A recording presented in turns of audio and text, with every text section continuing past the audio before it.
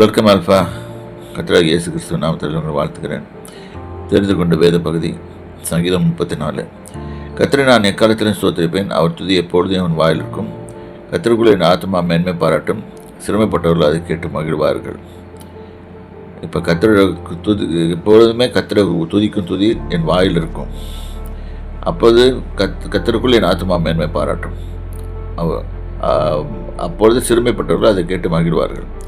என்னோட கூட கர்த்தரை மகிமைப்படுத்துங்கள், நாம் ஒருமித்து அவர் நாமத்தை உயர்த்துவோம். எல்லாமே துதிக்கிறதுக்கு தான் இந்த சங்கீதத்தை கொடுத்துருக்கு.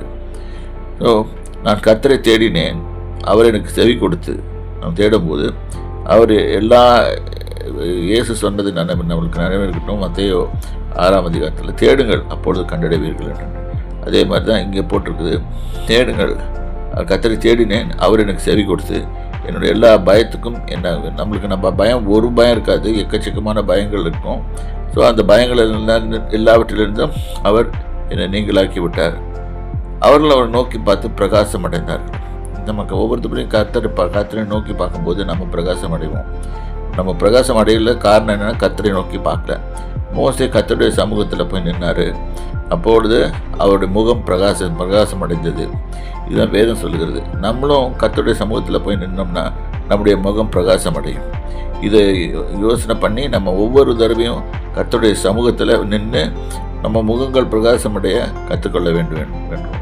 இதில் இன்னொரு வசனம் சொல்லிருக்கு, கர்த்தர் நல்லவர் என்பதை ருசித்து பாருங்கள், அவர் மேல் நம்பிக்கையாக இருக்கிற மனுஷன் பாக்கியவான். Trust in the Lord. இப்போ தேவன் மேல் நம்பிக்கை வைக்கிற மனுஷன் பாக்கியவான், அவர் நல்லவர் என்பதை ருசித்து பாருங்கள்.